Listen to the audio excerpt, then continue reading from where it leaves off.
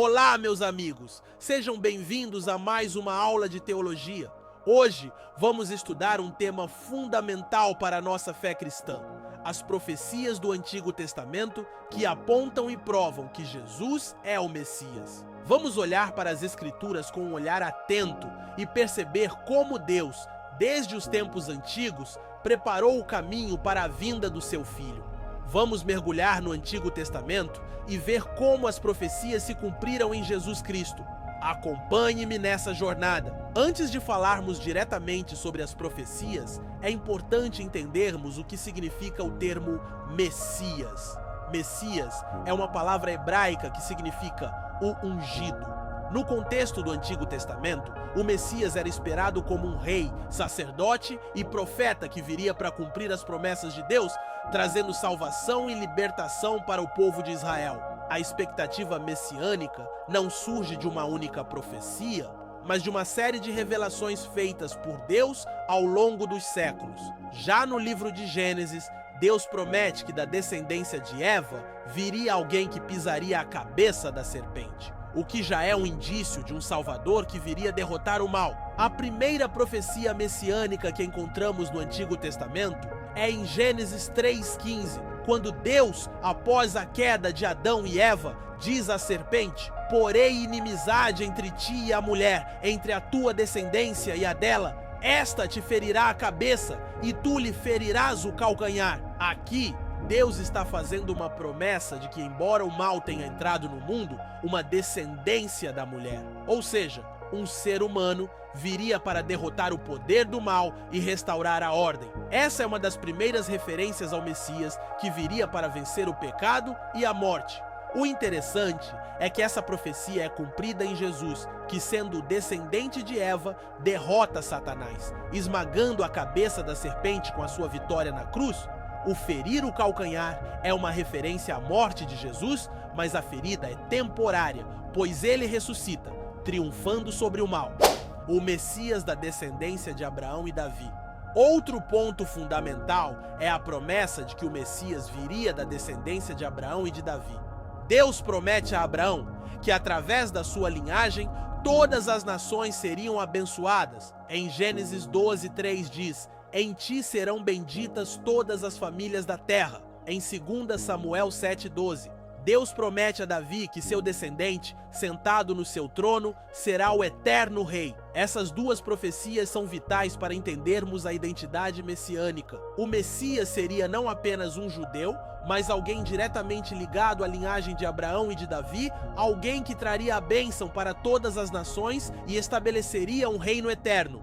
Jesus é, de fato, o cumprimento dessas promessas. Ele é chamado de filho de Abraão, em Mateus 1, e filho de Davi, em Mateus 1.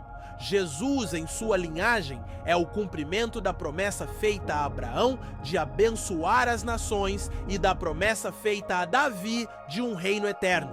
A profecia de Isaías. Uma das profecias mais conhecidas sobre o Messias é a de Isaías 7,14, que diz: "Portanto, o Senhor mesmo vos dará um sinal.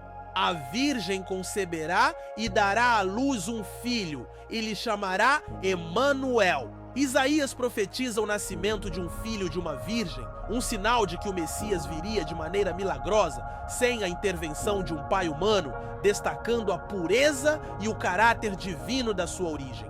A palavra Emanuel significa Deus conosco, uma clara referência à divindade do Messias. Este é um ponto essencial, pois o nascimento virginal de Jesus, como é descrito em Mateus 1:23, é uma confirmação de que ele não é apenas humano, mas também divino.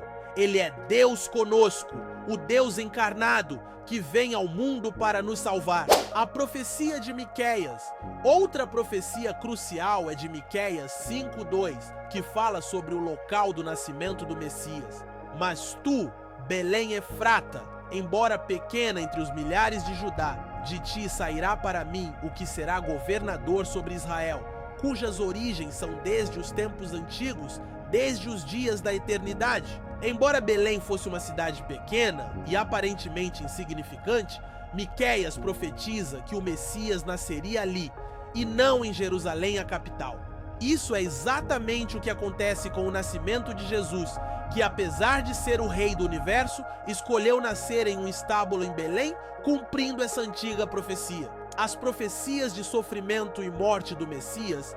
Finalmente, chegamos a uma das partes mais significativas das profecias messiânicas, o sofrimento e a morte do Messias. Em Isaías 53, temos uma descrição vívida do servo sofredor, que embora fosse sem pecado, levaria sobre si as nossas iniquidades. Isaías 53:3 diz: ele foi desprezado e rejeitado pelos homens, homem de dores e experimentado nos trabalhos. Ele foi ferido pelas nossas transgressões e moído pelas nossas iniquidades. O castigo que nos traz a paz estava sobre ele, e pelas suas pisaduras fomos sarados. Essas palavras se cumprem de maneira perfeita na crucificação de Jesus, que mesmo sendo inocente, toma sobre si os pecados da humanidade. A cruz de Cristo é o cumprimento da promessa de Deus de que o Messias não viria para reinar como um conquistador terreno, mas para sofrer e morrer pelos pecados do seu povo.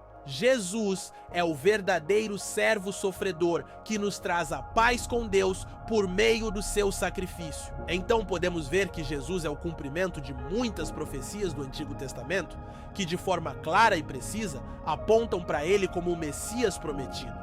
Desde o seu nascimento em Belém até sua morte na cruz, tudo foi planejado por Deus, para que em Jesus o plano da salvação fosse completado.